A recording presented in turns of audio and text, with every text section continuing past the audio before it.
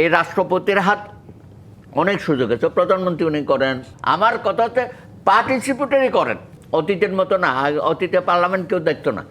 এখন আমরা সামনের দিকে অগ্রসর হতে চাই। সেই জায়গায় আমি মনে করি মাননীয় প্রধানমন্ত্রীরও একটা নিশ্চয় গুরুত্বপূর্ণ ভূমিকা এখানে থাকবে। এবং উনি যখন বলেছেন এই রাষ্ট্রপতির হাত অনেক সুযোগ আছে, প্রধানমন্ত্রী উনি করেন, প্রধান বিচারপতি করেন, অ্যান্ড সো অন, অনেক কিছুই তো ওনার হাত দিয়েই হয়। তো এর বাইরে হয়তো বিএনপি যেটা বলছে যে না, বাংলাদেশ ব্যাংকের গভর্নর এটা দলীয় হাতে থাকতে হবে, প্রধানমন্ত্রীর হাতে। আরেকটা বলেছেন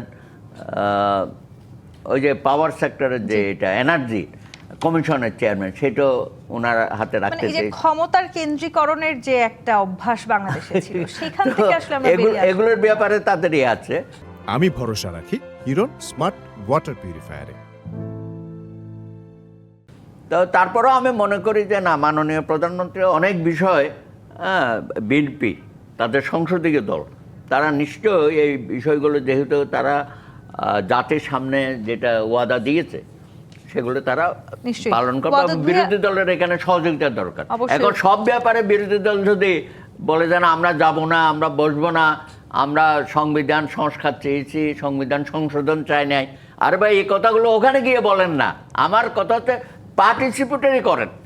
আপনার যদি অবজেকশন থাকে বা কোনো দ্বিমত থাকে, ওখানে গিয়ে কমিটিতে বসে কথা বলেন, তারপরে ডিবেট করেন। আপনার তো অনেক সুযোগ আছে।